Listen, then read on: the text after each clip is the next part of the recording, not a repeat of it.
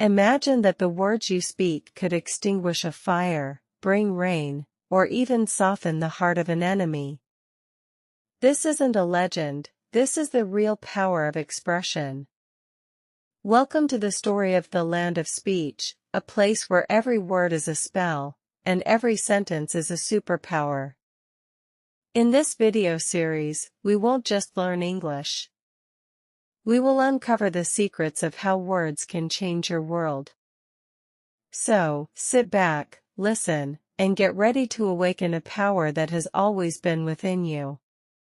Please subscribe and hit the bell icon. Let's get started. The silent shadows of the valley.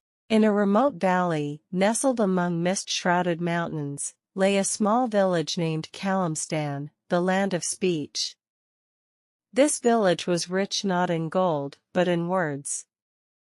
Legend said that its founder, Eliza, was a woman so eloquent she could turn seeds into blossoms and blossoms into fruit with her words. But this power was a double-edged blessing. Before her death, she transformed her heart into the stone of speech and hid it in a cave deep within the forest. Only one who could find the stone with pure intent and courage would become its true heir. Generations passed, and the tale of the stone became a legend told on cold nights. Until Arian was born. Arian was a slender, introverted boy who had tasted the bitter helplessness of being unable to express himself since childhood. Whenever he tried to speak in public, his tongue would tremble and words would lock in his throat. Others called him Mute Arian, and he spent most of his time immersed in the old books left by his grandfather. Books filled with tales of heroes and ancient poems. But the village's peace was shattered by the arrival of Malik and his gang. Malik was a ruthless and ambitious man who believed in the legendary power of the stone of speech. Using force and threats, he took control of the village and began forced excavations in the forest to find the stone. He wanted to use the power of words not for creation, but for destruction and domination. One night, to further terrorize the villagers, Malik ordered the main granary to be set on fire. Wild flames licked the sky, and despair cast a heavy silence over the village. Arian saw his aged grandfather staring at the fire with tearful eyes. Suddenly, a memory from one of his books surfaced, a poem about life-giving waters. Without thinking, he ran to the village square and, while his heart pounded like a drum, shouted, "Oh rain, fall down!" His voice trembled, but it was clear. Everyone stared at him, some in fear, some in mockery. But no rain fell. Malik laughed loudly. "So this is the great heir of Kalimstan?" A mute. But Arian did not surrender. He closed his eyes and this time, not with fear, but with faith in the power of the words he had read silently 1,000 times, he began to recite an ancient poem. He spoke of the freshness of rain after a hot summer day, the sound of droplets on leaves, and the scent of damp earth. His words painted a picture so vivid and full of emotion that one could almost feel the rain. Suddenly, a small cloud appeared in the clear night sky, and heavy drops of rain began to fall. First lightly, then harder, until the fire was completely extinguished. A profound silence fell over the village. Everyone knew a miracle had occurred. Arian's grandfather, with shining eyes, approached him and gave him an old map. "Malik will never find the stone. For the stone demands the voice of a pure heart, not pickaxes and shovels. You must go, Arian.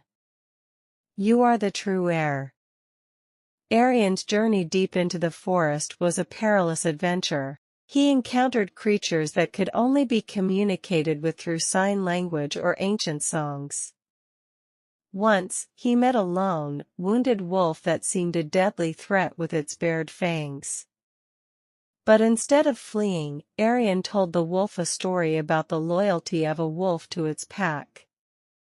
To his astonishment, the wolf's eyes softened, and it showed Arian the way. Meanwhile, Malik, having learned of Arian's growing power, sent his spies after him. Arian escaped their traps several times using his wits, for instance, by creating echoes in the valleys to mislead his pursuers. Finally, after days of exhausting travel, Arian reached a cave with an ancient inscription at its entrance. He who enters must hear the melody of silence and sing the song of his heart. Inside the cave, there was nothing but absolute silence. Malik and his men arrived close behind. Malik shouted, "Where is the stone? Give it to me." But no matter how much he yelled, the cave only echoed back his own fear and anger. Arian, in contrast, sat in silence. Instead of shouting, he listened to the gentle sound of water dripping from the ceiling, paid attention to his own breath, and heeded the whisper of his heart that said, "I come to protect, not for power." Suddenly, the cave wall lit up, and a glowing, smooth, warm stone materialized before him. It was the stone of speech. Malik greedily lunged for the stone, but the moment he touched it, the stone lost its glow, becoming cold and ordinary. Malik's rage was useless.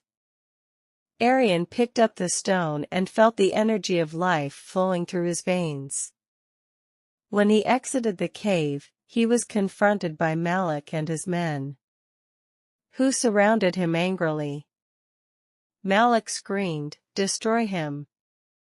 But Arian, now fearless, held the stone and turned to Malik's men.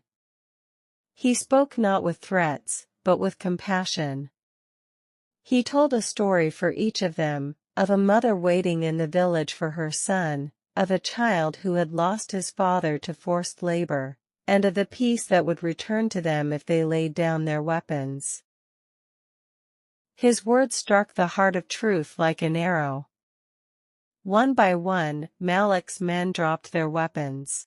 Even Malik himself was momentarily moved, but his lust for power prevailed, and he fled alone. Arian returned to the village with the stone of speech. But he no longer needed the stone. His journey had taught him that true power lay within the words themselves and in the heart that uttered them.